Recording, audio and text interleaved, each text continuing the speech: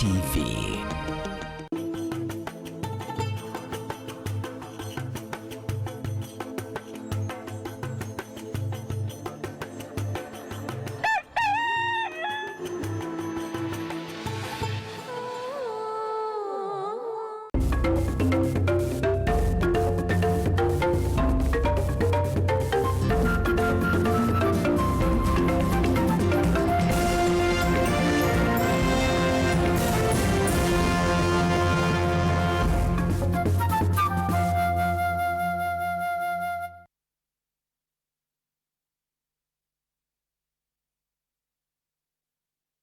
Webale kubira ntotambula naffe ku Salam TV era nakadde kowaayo kankizo nnyo eri tuvuddeyo mu kiseera kino njagala okukutegeeza nti twagagenda mu byanfuna kutegeera omuntu entereka ya ssente engeri gy'oyinza okufisaawoko ebintu bino bwe twanga tukola programu zino ozi tetubikola bukozi tubiyiteko tukola ebintu naawe by'osobola okubeera nti ofunamu kina kye kikuwongerako. Kakati mu studios nina Abdurrahman Buwembo namutakwano gye buvuddeko emabega ng'asomesa byanfuna atali Twaha Zaid ajja wano atusomesa kye bayita bannange okwewola. Twaha Zaid gy'oli nkulamusizaako nnyo ate era nkimanyi nti okirira ku Salam TV kyokola kyankizo nnyo weebale nnyo. Kakati Abdurrahman Buwembo ava mu Nakasero Muslim Foundation Sacco bateka nsimbi naye akasente akatonotono eyo nga tuvuddeyo twagala tutegeere kibayita okwewola kuba kati ono mukugu mu byanfuna mukugulu mu bintu ebyo ebyokukwata akasente. Tulina akasente abaana baddayo mu masomero kakati mu kiseera nga kino omuntu alina kutereka tulinawo akasente obuzibu buzze tukola tutya tuli mu biseera omuntu waliwo omuntu atambulira mu bizibu buli kaseera ng'ebizibu bibeerawo akole ki naye asobola okutereka. Abdurrahman njakala museeya abantu abatulaba abo bakwegesa amaaso baagala sooka balamuseeko. Naam, bismillahi rrahmani rrahim alhamdulillahi rabbil alamin wassalatu wassalamu ala nabiyina Muhammad sallallahu alayhi wasallam. وبعد السلام عليكم ورحمة الله وبركاته. وعليكم السلام ورحمة الله وبركاته. Manya Abdurrahman Buwembo Kasule, Managing Director Nakasero. Kine kirevu okubeera nti eno kya kalandala na wano kalandala design kika kyeyo ya. Mane yalla wabuyinza ngawanga wayagala. Kyo kirimu Allah kino. Kiro kitaja kifune envi. Ku side yemu. Ezibera ku side yemu. Really? Yeah. That's how it is. Alhamdulillah. Everybody tunaninga. Kintu nga sijangu. Yongera musaba tulaba. Naam, abatulaba ku lutimbe gagadde lwa Salam TV. Malamusiza nnyo nembebaza. Musajja ngalabika bulungi ono. Allahumma barik. Nembebaza byonna sacrificing despite the challenges that tuyitamu nga bannayuganda. Okubeera nga mulwanyi kuyimirizawo bizinesi zammwe n'okubeera nga mulwanyi okubanga abaana badda mu masomero n'okubeera nga mwerekereza abasevinga ne musevinga n'abatandiseewo bizinesi ne mutandikawo bizinesi. Buwembo, njagala abantu baffe tubasomese ku nsonga y'okwewola. Ani okwewola n'okutereka? Twatandikira mu kutereka. Ani asaanidde okutereka ssente? Ekibuuzo kirungi nnyo. Ekibiina kyendimu kyenkulembera kya Savings and Credit Cooperative Organization kitegeeza tereka ssente ate weewole ssente. Savings and Credit Cooperative Organization tereka ssente oba mutereke ssente nga muli wamu because it is cooperative. Mutereke ssente nga muli wamu ate mwewole ssente oba weewole ssente. Okusevinga tekuliko ani alina okusevinga nani atalina kusevinga. Okusevinga twandikitutte nti kyateeka mu bulamu waffe ku ekyo kyonna ky'oba ofunye. kyolina okujjako percentage okujjako nga tofuna naye bw'oba ofuna kobeere ng'ofuna nusu 100 olunaku naye nga nusu 100 olwo bw'oba osobodde okubeera nga ojjako by'osobola okwetuusaako ebiri basic mu bulamu ngezezza ku 100 basic mu bulamu basic byebintu byetasobola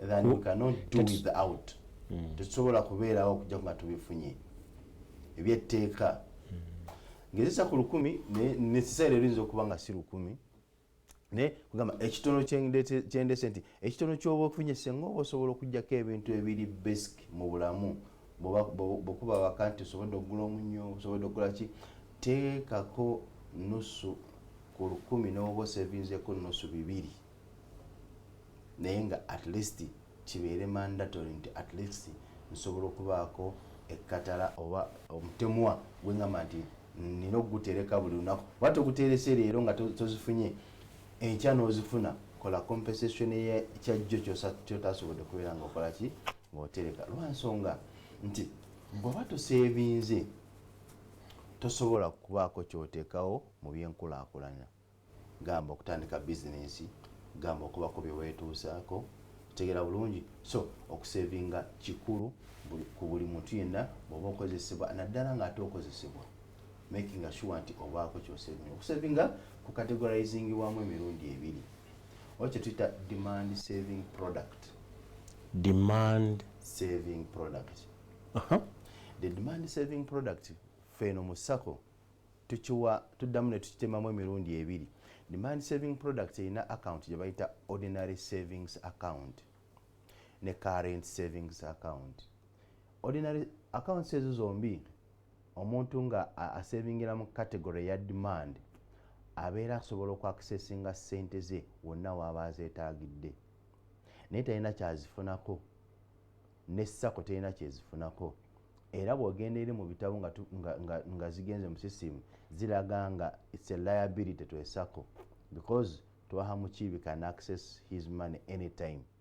Tezina nnyo kyekibagasa. Tezina lwansonga nti anytime bwenteekayo miliyoni yange emu bw'ogijjawo enkya njagala demand saving product eyo erimu categories bbiri erina ordinary savings account era zetusinga okubeera nazo abasako zezisinga sako kati yaffe the most category ordinary then current savings account era aba business babeera nayo nnyo ye ssente wagyetaagira asobola okukola ki lwakuba nti bylaws zirina we ziteeka nezigaa nti no since it's a savings and credit cooperative organization omuntu yandibadde bw'ateekako ssente zimalako at least 3 days nga tannaba kubeera nga azaccessinga but here in Uganda oli wajja n'omugaa nti product gy'olimu ssente zirina okusooka nga zimazeeko ennaku bano ssente bazididde okitegeera bulungi bwembeeredde ssente zange so ne tubeera ne kituyita target savings account product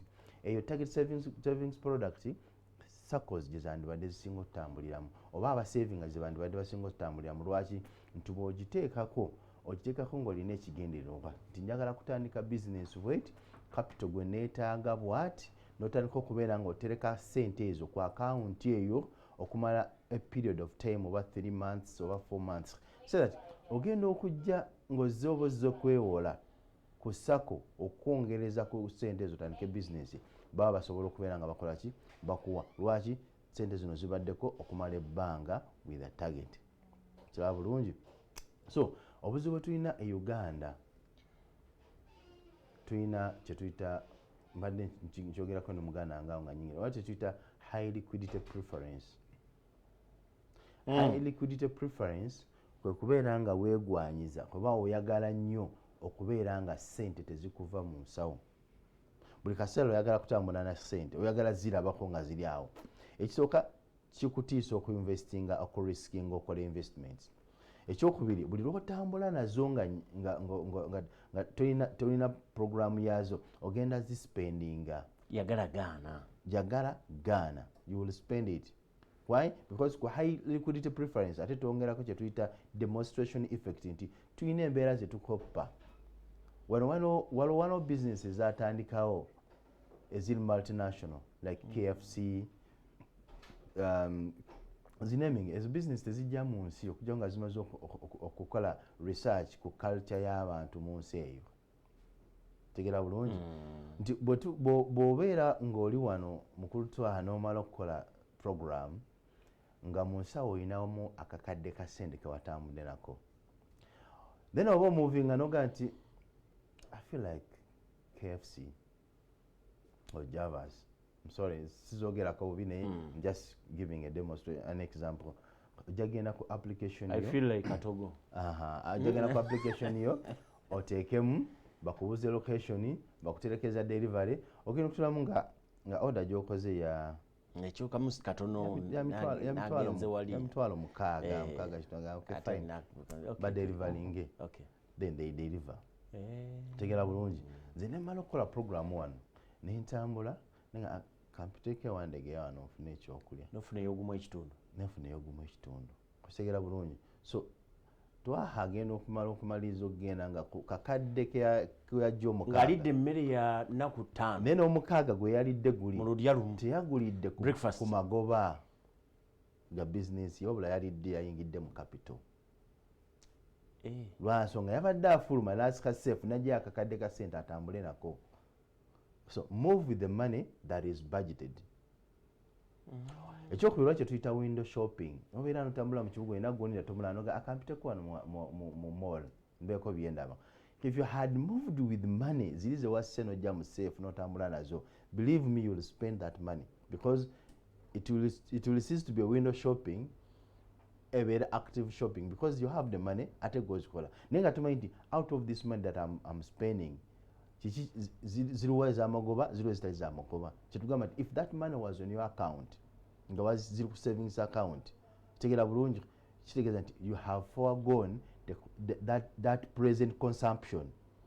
Tegera bulungi ngo savings either for future business or for future fulfillment of a certain desire gy'obadde oyagala. Kyetugamba nti no, your marginal propensity to save, that is MPS, should be higher than your marginal propensity to consume. Nti obusobozi bwo oba desire yo y'okubeera nga otereka okwagala omutima gwo ogw'okuspendinga butereevu gulina kubeera wampi okusinga omutima ogutereka gulina ogw'okukozesa ogutereka gulina kubeera waggulu kuwadde enkoko. So tetugamba nti no tuzimbe culture etereka ssente however little it is. Ekyokubiri bw'otereka ssente wa w'otereka ssente toteeka ssente mu kabox. bw'otereka ssente wa w'otereka ssente. Ekyokusatu bw'oba otereka ssente ozitereka for what purpose?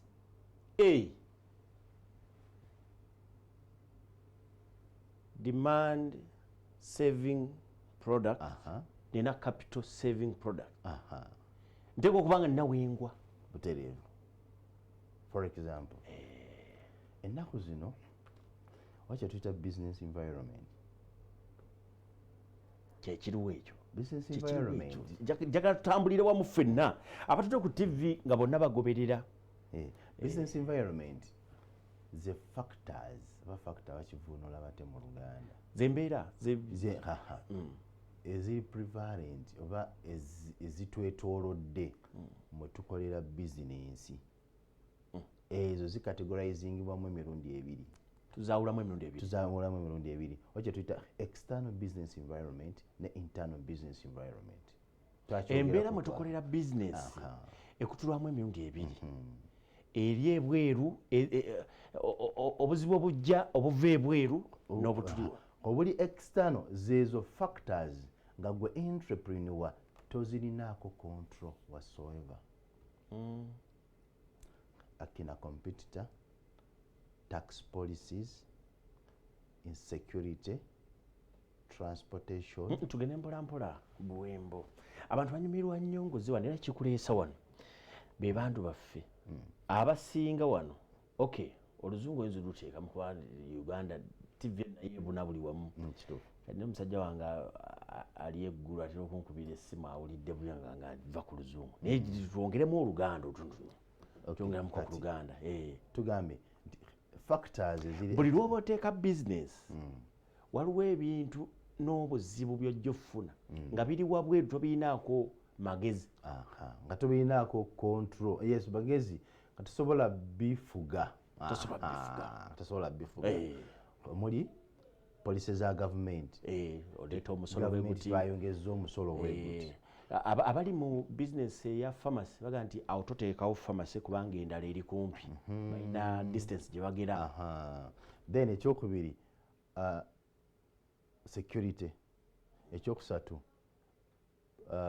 competitor naye ate awo mulimu ezimu zesobola okusikayo when it comes to competitor ne competitor tomuyinaako control oga nti kakati lwaki oyo asaze emiwendo ate nga ffe tusunda business yiye oli kuyiyo tosobola mu controllinga security y'ekitundu transportation otegeera bulungi those are some of the factors eziri external and we can't control them nebeera neziri ntano eziri ntano osobola ozicontrollinga for example abakozi noga nti esente zikendedde abakozi bano kambasaleko ekyokubiri abakozi bano naleeta bangi netagayo omukugu omukozi mu kino omuleeta embeera eno ekyuse ono gundi eno gundi gyetubadde tukozesa mashini katusoke tugiwummuze eno plant kangiwummuze otegeera bulungi tubeere nga kubanga bwetunulira plant eno sente zereeta nesente tuteekamu tusooke tugiwummuze kati Uganda's external business environment is unpredictable. True. Nti ng'oggyeko ezo factors zenkugambye mulimu endala ate ezeeyongeramu ze tuyita zikaŋŋa. One, inflation. Those are zikati zino zenkugamba tuzita macroeconomic problems. 5 macroeconomic problems. Nga bwe zibeera mu economy.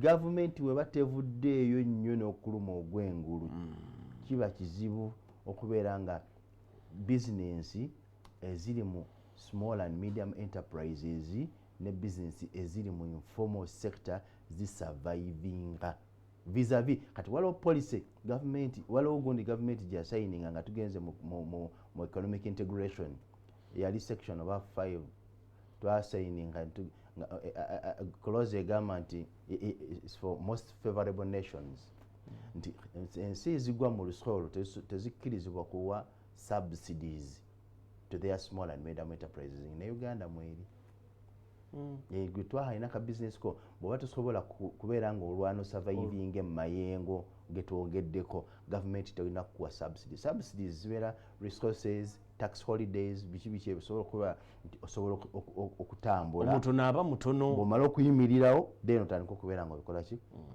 tezikkirizibwa kati tulina inflation mu Uganda.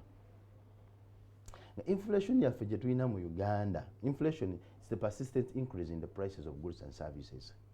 Otegeera bulungi emiwendo giri waggulu naye ng'emiwendo egyo kubeera waggulu one tulina production rigidity in some areas because we have what we call the non-component factors of production. Tulina factors of production naye nga ziri non-component tetuzi extract tetuzikozesa tetulina technology to extract. You find that some of the resources ezikozesebwa okukola production zonna zimportingibwa kuva bweru kati bwe zimportingibwa okuva ebweru kitegeeza nti the production gye tukola wano e Uganda esinga tuspendinga sente nnyingi ku bintu ebiva ebweru than sente ze tukufuna ku bintu ebigenda ebweru kye tuyita balance of payment deficit bwe tufuna $. Kati balance of payment deficit bwebeera nga escalating efuuka balance of payment problem wange kankudde mu Luganda Uganda bwebeera byefulumya nga bitono $, efuna ntono kati ng'ate tugula bye tugula okuyingiza mu Uganda nga bingi tuspendinga sente ez'ebweru nyingi, it becomes a problem. Bwe kibeera nga kibaddewo mu kaseera katono ebeera deficit, bwe kipasistinga nebeera problem.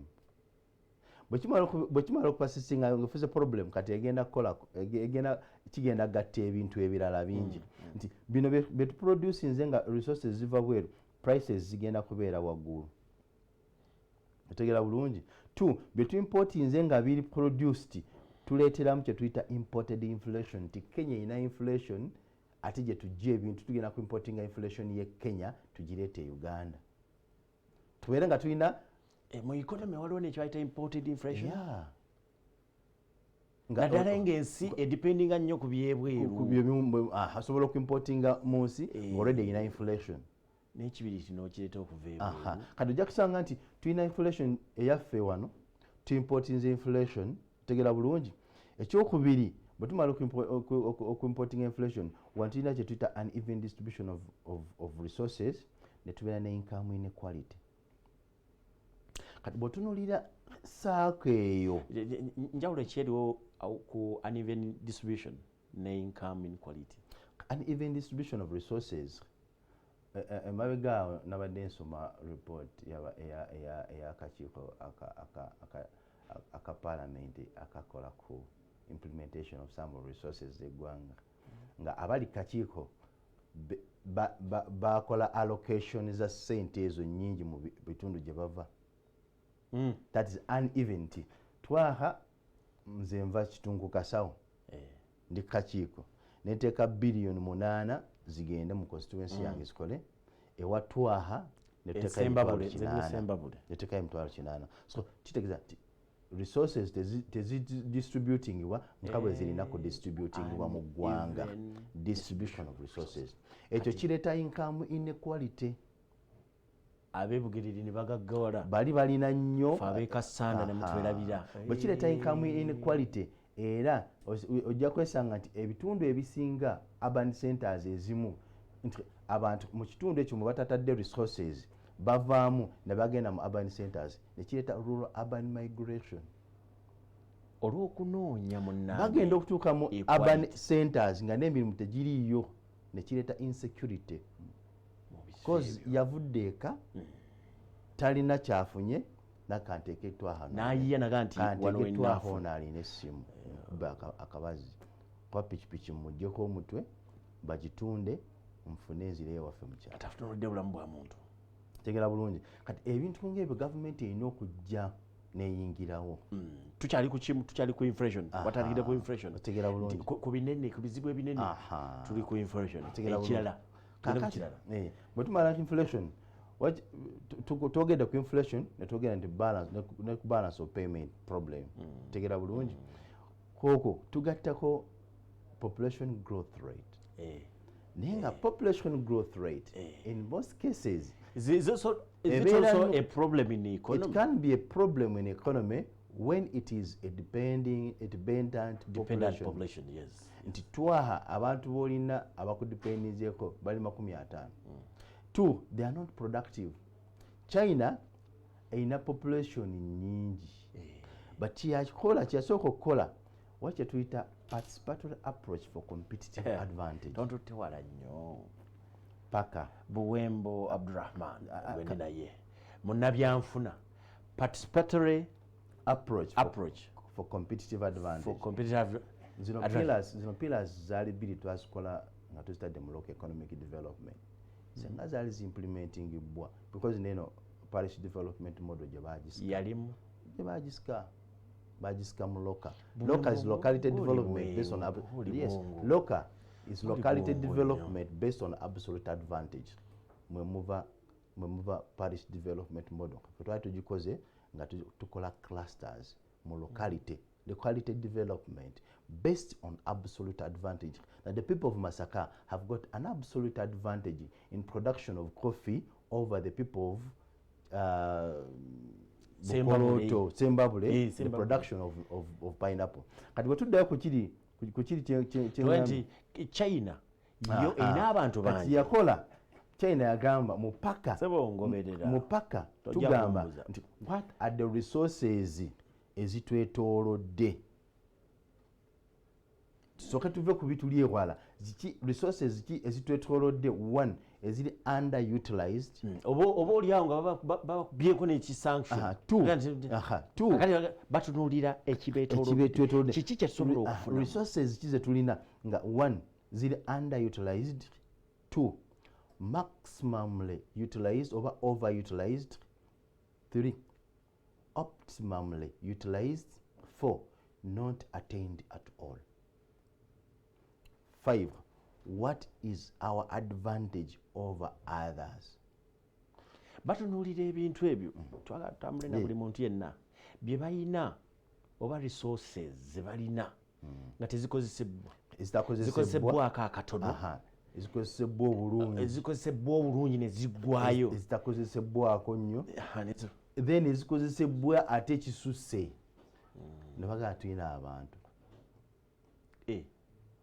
resources oka twaha abantu bakonsuminga nti the internal circulation of income internal circulation ya income eyandibadde economic and proper yandibadde esaturating eta nti nze nina industry twaha nkuwadde omulimu n'onkolera ate n'okomawo n'ogula bye producing kati the main factor, the main resource China gye yatunuulira be bantu bayo muwendo gw'abantu titulina abantu bangi tugera bulungi abantu bano bakonsuminga abantu bano basobola okuprovidinga labor abantu bano bababeera productive government GDP per capita oba GDP yeyongera, that's gross domestic product national income kati tubakoze kuto okubeera productive. Omulabe waffe njagala tusooke tuwummuliremu awo wennyini awo tugenda kukomawo marginal propensity to save gwene naye bamuyita Buwemba Abdurrahman munnabyanfuna olime tujja lwogera lwa byanfuna naye tutambule mpola tusobole okubeera nti ffenna tugguka tubeerayo katuwummulemu katono tukomawo nze Twaha Mukiibi.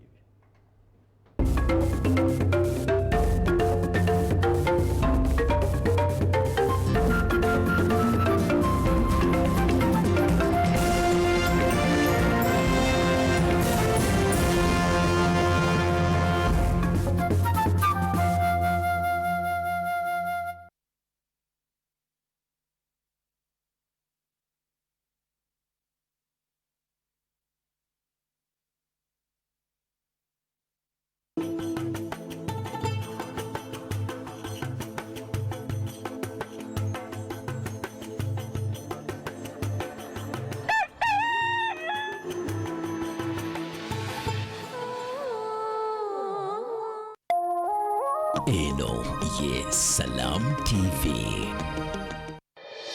Mweyagale buli lunaku ne Cairo Bank Salam account. Cairo Bank Salam account eyina byoganyizibwamu bingi nnyo nga tekuggyako ssente za leja buli mwezi n'okusindika ssente ku account yaffe endala wabwereere ofunirako relationship manager n'ebirala bingi ate mobile ne internet banking yaffe ekusobozesa okumanaginga account yo buli wamu w'oli kati olinda ki gulawo Cairo Bank Salam account leero weeyagale bankinga otereke ate osuubule mu ssente z'e Uganda oba mu dola ne Cairo Bank Salam account. Kyalirako amatabi gafaga kuli okumpi okutandika okumanya ebisingawo kuba ku namba yaffe etali yakusasulira noti 8 noti 211 noti 25 oba whatsapp noti 7 8 5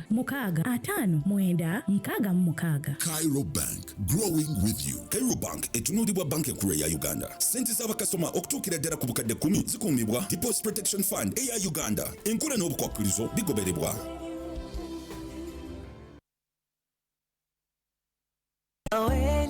Wedi Travel is the leading Hajj and Umrah travel agency in Uganda, offering you Hajj and monthly Umrah packages, visa processing, international ticketing, and hotel booking services that suit you best. For more information, call us at 0705 555557 or visit our website at www.weditravel.com or our social media platforms at Wedi Travel on Twitter, Facebook, and Instagram. Find us at Laudel Tower, Towers, First Floor, Lauder Road, Nakasero, Kampala. Willy Travel, your life-changing journey.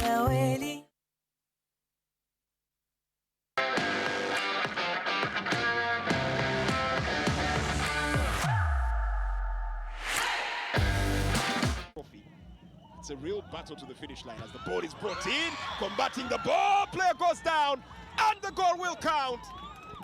We talked about his ability when it comes to defending those particular balls, and Arua Hill will get into the celebratory wave. Well, what a delivery that was. I just look at that, and the goalkeeper just doesn't get contact onto it. And yet, you feel that once you get out as a goalkeeper, you've got to get your hands on that ball before the defender, or rather the forward, gets a touch there. And I thought that maybe Okello was a bit clumsy there.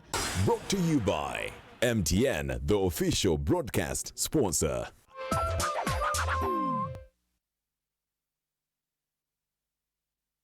Wondered why Royco Mchuzi Mix makes the most delicious stew? I sourced 16 natural ingredients from across the country.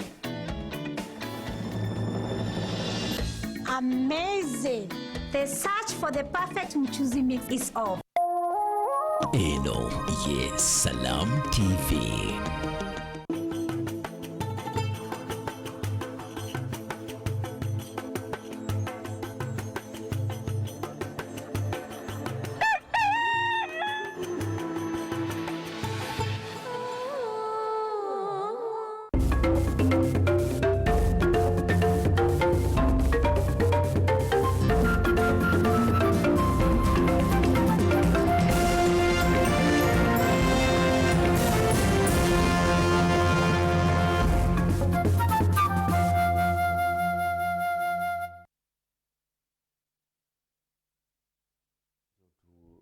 Okyali naffe ku Salam TV program Mukeeze, otambula naffe, kyokola kyankizo nnyo mwana wattu. Wali tuli mu byanfuna tweyongera kutegeera, twongeddeko tutya. Buwembo Abdurrahman gwe ndi naye ava mu Nakasero Muslim Foundation Sako. Lwaki sibeera na Buwembo kuva mu Ministry ya Finance? Wakati ebintu byoyogerako byandibadde nga ne Ministry ya Finance ebeerayo n'abakugunga mmwe ne mugenda mu society mu bantu ne musomesa abantu ne bategeera ebyenfuna. Omuntu n'akeera ku makya ng'asoma budget ng'abantu bagitegeera naye nti akutte briefcase erimu budget. Omusajja asomye kati abantu babuuzayo kimu, amafuta bagongeddeko omusolo, tamanyi budget egenda tukosa etya oba tegenda tukosa, egenda tugasa nti budget egenda tugasa. Abantu nga mmwe muteeka okuvaayo ne mugenda musomesa abantu kati omwezi gwe tujjamu guno ogenda otandika enkya, bantu bategeere budget egenda okusomwa mu mwezi guno egenda kubeera etya. Ministry of Finance muteeka okubitunuulira.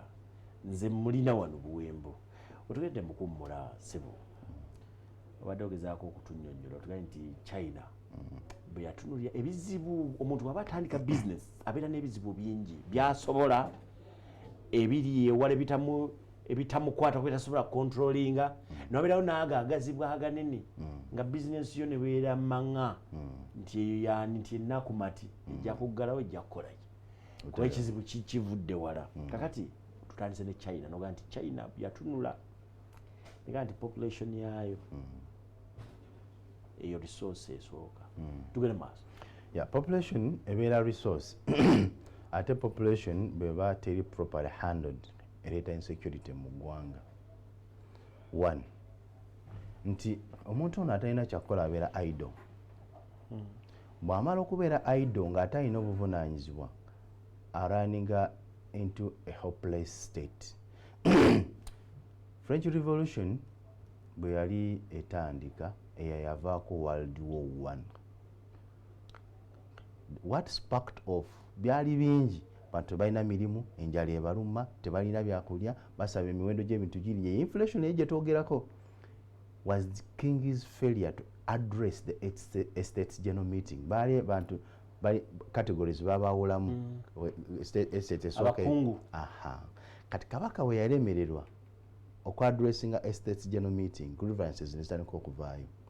Mu kaseera China we yalabira population nga eyingi wadde ettaka teryeyongerako, pressure yeeyongedde, government erina resources. Bw'otunira national income figures zaffe Uganda, informal sector contributes 58 billion US dollars to the national income, to the gross domestic product. Gross domestic product zezo sente ezivudde mu bintu ebyaffe ebyawano. Obutale abakutola bakola business nga teziri registered. That's the informal sector. Tegeza bwaba toli registered twatogenda kujja sente mu banka nnene. Ekyokubiri, the situation gye twatuukamu, middle class ya pushingibwa nejja wansi eri ku poverty line level. Abaali ku poverty line level ne bapushingibwa ne badda wansi wa poverty line. So the biggest population in Uganda is living below the poverty line. And these are the people who go and borrow money from money lenders and they give in their securities and then they are taken. The government of Uganda, the Minister of Local Government, Minister of Trade, tegera bulungi bave ku matabi waggulu bajje wansi, just as China did.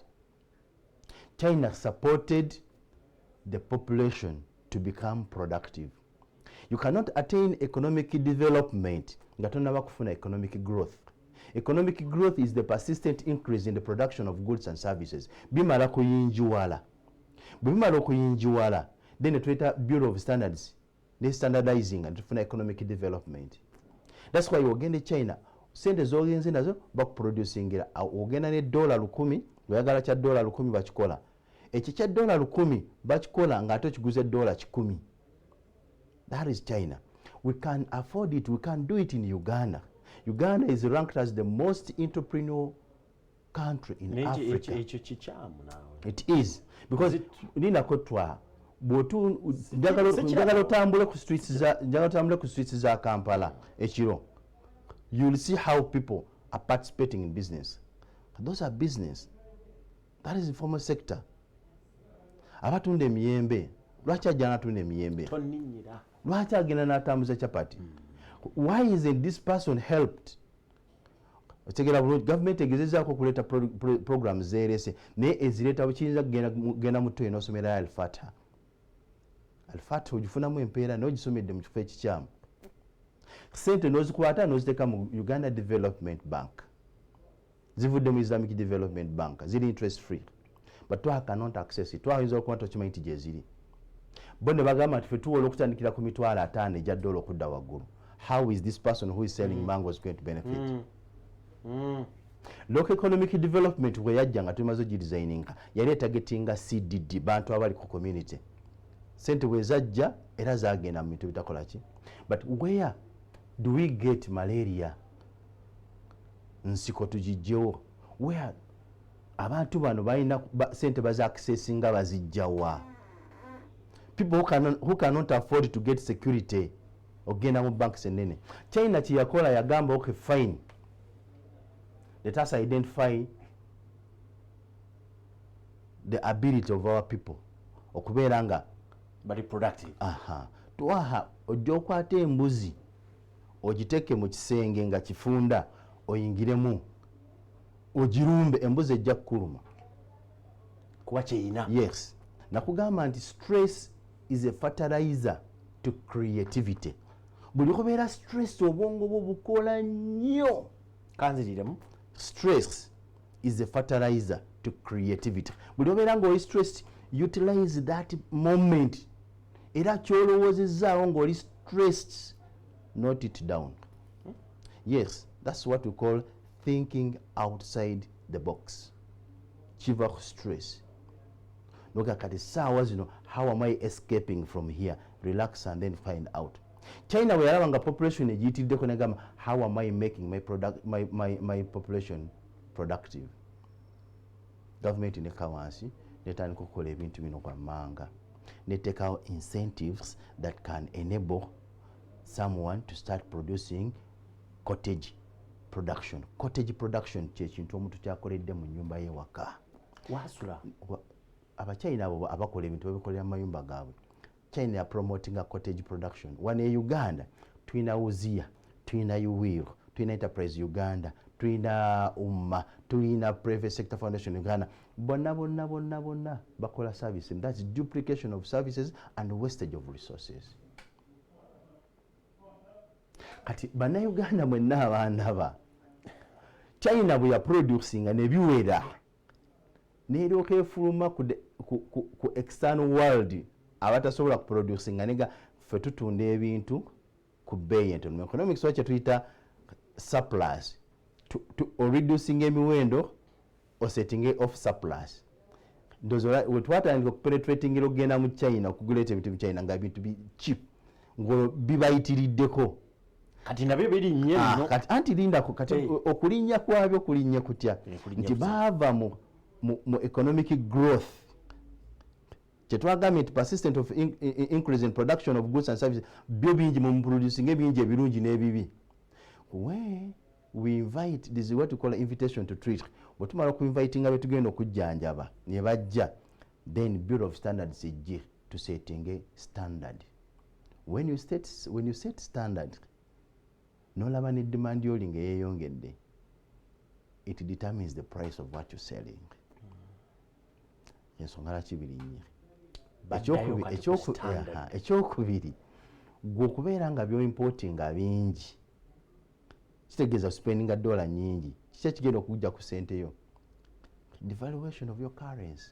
Natural devaluation of your currency is a disaster in an economy. It is artificial when the central bank devaluates the currency. Artificial. Devaluating okuiziiza okuziiza kati tuveeyo tugamba nti bannayuganda nze nkozeko ku policies za government wange, nakolako ku poverty eradication action plan. Oli mu ministry ki? Local government. Wali mu local government? Nga ndi manager wa Uganda Small Scale Industries Association. Netukola nembeera ku timu yakola local economic development with Professor Augustus Nwagaba, Madam Assumpta Tibamwenda, this Mr. Bamuje local government. He was a very nice guy. It's my nja munoonya kutulabira. Bwe tukola lead nembeera ku timu, Allah yansase nembeera ku timu ya negotiating trade integration. Naye nga by then ffe supporting nga bateking a decision abamuwalaba nga bebakola bateking a decision za waliwo ebintu ffe tukola nga tumanyi nti inshallah ajja kikubuzaako economy ejja kukola bwoti kitegeera bulungi nga wala kikuluma. Ne integration we integrated kyali kyetaagisa okufuna akatale but at the level kitali tunaba kubeera nga tuintegrating la infrastructure zaffe tezinnaba tegeera bulungi production level of production ekyalimu tegeera bulungi. Kati mu kaseera kano ngamba went tigwe Munnayuganda wenna ndaba tulekeraawo okulwanira ku matabi tuve mu mazzi ga shark zigenda tutumira, tukomewo ku asili yaffe ku butonde bwaffe wansi. Katikkiro wa Buganda mwami oyo I admire him. I don't know, one time Salah musisinkanyeko. He's a very great man. President wa Uganda is a great leader to me. Siri mu byabufuzi. He has devised all means to see that Ugandans, yaleeta entandikwa n'aleeta ki, but the people who are implementing. Kati bannayuganda eyo tuveeyo tukomewo. We have been talking about saving, but save for a purpose. Muzere mutwewolako sente, abamu nemukatunda nojja nekugamba totwala sente ezo. Nonyiga. At the end of the day, now, you have been saving money. Abasinga mwine waffe ordinary savings account and current savings account. Nakasero Muzirimu Community Foundation Circle natandiseewo kye tuyita Nakasero Muzirimu Community Foundation Investment Club. Ate yiti nti mu Islamic banking tuyina kye tuyita musharaka. Musharaka is business partnership. mu partneringa business either nga muli babiri oba nga muli basatu oba nga muli 10 oba nga muli 2 musharaka ebbanga lye tubaddewo alhamdulillah tutambudde nga teri member asavinga naffe yali aze ku withdrawinga sente natakola ki natazifuna kyembasaba nakasero ina portfolio ya investment right now twagala tugambe ntuke fine mukama waffe atolo tugamba Muhammad Yunus kamuga nti ebigambo bibeere bitono mukole ebikolwa bibeere biki right now we have been telling people bannange tusavinge bwe tumala okusavinga tukole tusobole okujja mu mbeera abantu bakikoze naye twaha ebintu bibiri senga nkubuuza nti twaha where are you going oba olagawa noŋŋamba nti ngenda kulaba mupiira you have answered me, but I have not answered the question. Nyamba nti ngenda nakivubuka nkubuuze kukola ki kulaba mupiira. People are doing business but they don't celebrate the first birthdays of their businesses. Why? Because most entrepreneurs in Uganda are imitative entrepreneurs. They imitate business. They are not they are not innovative entrepreneurs. An innovative entrepreneur is that entrepreneur who does business after ngamazo kola chetuita feasibility study, and we don't have money to carry out feasibility study. And time. And let's take it up. No kwate obusente otadde security ofunye nezifa. Two, mulimu ebintu byetu neglecting in business. One, record keeping. Two, payback period. The NPV. NPV is what? Net present value. The internal rate of return and acquired rate of return. Kobere ng'otunda butungulu. You need to put those on consideration. Kati kyengamba kyetutandiseewo nakasero omuzimu wa kamera jefula akulemezaako kamera nze yangobye ddamu nakasero omuzimu community foundation sako ekoze research njakuze olunaku olulala tukoze research twaha tuli bagagga e Uganda. We are very rich. Uganda is a gifted country. Ati bobeera nga nembeera abalema balaba abasaba kukubo otegera bulungi bwamala okuzuula nti Katonda atuwa obulema buno abantu batulaba tusympathizinga. Omanyi lwaki oprotecting enkoko ewaka buwomi bwayo. That's why you protecting akanyonyi kali. So that is the strength of a hen at home. Obuwomi bwayo bukuleetera okubeera nga ogiprotectinga. Obulungi bwofuna mukyalawo bukuleetera okubeera nga obuba. Kutegera bulungi nti omuntu wa member of parliament bwafa ne baleeta omwana we afuna sympathy vote. Omulemu ono wajja ku kkubo tusympathizinga ne tumuwa kati naye kyakozesa okukola ki okubeera nga afuna kyekola ki kyeyetaaga.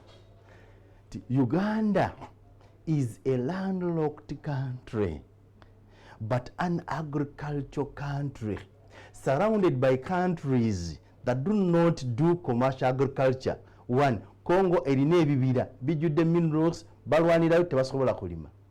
Sudan eri mu desert. Kenya erina windward ne leeward side of the mountains. Sudan. Yes, windward and leeward sides of the mountains erina area nga ziri dry. That's why most of our maize goes to Kenya. When it goes to Kenya, the add-on value ne bafuna ekisinga fe tutunda kasooli. That's why lead twali tugitestinga twapretestingira ku border ya Busia ne Rakai district. So the period I spent in Uzia as manager, the period I spent in local government on project coordination unit, and the period I have spent as manager in Dubai, the time I've spent so far, the time I've spent so far as managing director of Nakasero Muslim Community Foundation, I have traveled in Bukomansimbi, I've gone to Yumbe, I've gone to Arua, I've gone to Ajumani, I've gone to Busia, Tororo. Yes, we are there. But we have decided to invest with Ugandans. That's the investment club we have started. Wano wadde osevinga sente zo nojja n'ozijjako n'ozitwala n'oziteeka mu business ne zifa. Kutegera bulungi. Kiki ekikusuubuza jjiini mu mwezi abaana mwe baddirayo ku ssomero. Abatabaze. Otegera bulungi. So tugamba nti twatandise investment club. Investment club tukwetaaza okusavinga naffe emitwalo egi. Sente ezo zizo tugenze kati mu musharaka. Tubawadde mukole mulemereddwa. Kati katubalage bakola batya. Musharaka tugenda kola partnership. Tugenda bulungi. Twagala ojje tosasula giri mukaga kitundu egikufuula member. Bw'oba osobola gisasule because waliwo benefits z'ofunanga member. Janko gulawo account naffe omutwalo gumu mu 5 ojja kufuna investment club account. Zino zola lottery club of what. Kati investment club eyo akadi eyo gy'oba ofunye oba ofuuse member wa investment club. Twagala obeere ng'osavinga emitwalo egyegi. Buli lunaku tugenda kikolera omwezi gumu n'ekitundu ku myezi 2.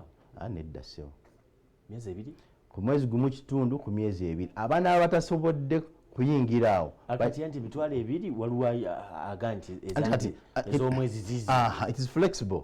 Osobola okugamba nti ezange ez'omwezi ez'emyezi 2 oba mwezi gumu n'ekitundu zizino gye mitwalo 7 mwegi mu 2. Giteeke ku investment account. Tegera bulungi. Osayininge na agreement tulina olupapula lw'osayininga. Bwembo yagala bantu bamekaawo. Target yange y'abantu 2,000. Twasobola okuinvestingamu. Njagala abantu 2,000 benjagala okuinvestinga nabo. You're a member now, you're not a member, you're free to come. Oba oli member waffe, oba toli member waffe, jangu tugezese. Just come and test us. After the 2 months, nze tugenda okubeera nga abantu basavingiramu sente ezo. Ezo zokka. Bwe ziggwayo emyezi 2. Atuleka. Ngenda gwe tuula. Manya nti already ku account yange nina emitwalo 7 mu emeka. Bantu 2,000. Mu 2. Emitwalo egyo 7 mu 2 gwe gy'otaddeyo mu Uganda. Tegera bulungi. Banga bwe bali wedde era ngenda kujja wano. Tegera bulungi. Kwamala okujja wano 2 magenta akati twamaliriza. Tugenda kutandika investment. This thing is happening, is working in America. And it's very successful. Very successful. Communities ezawansi ffeffe noloya mu nnyindo. Let us work together. To our government we can work. Otegera bulungi. Kati akadde kaweddeyo. Bwe tumaliriza okupuulinga together, tugenda kukola investment together. Bwe tumala kukola investment together, then tugabana amagoba. Bwe tumala okugabana amagoba, that's when we're going to create our own clusters. Ezabo aba investment club nti kati cluster eno ne cluster ne cluster. Kati tugenda okwongera okuwa sente ngomaze okulera sente zikola zitya. Tuli ku Kamukamu Plaza mwaliyo gwa 2 nenze nsinga kutuula ku Ham shopping grounds block A room 124 123 zawe nsinga kutuula nene Masaka tulina branch. Ogambye ina district zomenyeze zitegedde. Yumbe Arua. Yumbe gyemuli. Ajumanyi gyetuli. Arua gyetuli. Arua bakulaba. Arua gyetuli. Arua oli ku luguudo ki? Arua bakulaba. Arua tuli ku main masjid. Awalala. Tororo tuli ku Nagongera road. Ajumanyi tuli ku office ku main masjid. Masaka tuli ku Edward Avenue State View Complex. Bali bantu obyogera bwogezi. Nedda sewa. Mubadde balabi balungi aba programu eno mukeeze olunaku olwaleero siyinza kwongerayo oyo gwe bayita Buwembo Abdulrahman. Ebyenfuna bimuli wano yabisoma era obeera ng'otambula naffe oteekwa okuba walina kyofunyeemu. we namuza wano olala ajja kubawa n'essimu mubeere nga musobola okubeera nti mugobera n'ebifo ebyayogedde ogenda nti kamukamu wano mu Kampala tuli ku mwaliro gwa kubiri nze twahamukiibi mubadde balabe balungi tetuyinza kwongerako bannaffe mwenna abatugoberera tubaagala nnyo kyemukola kyankizo mubeere bulungi kalaba tukumbe tukolagana olunaku olw'enkya mweraba.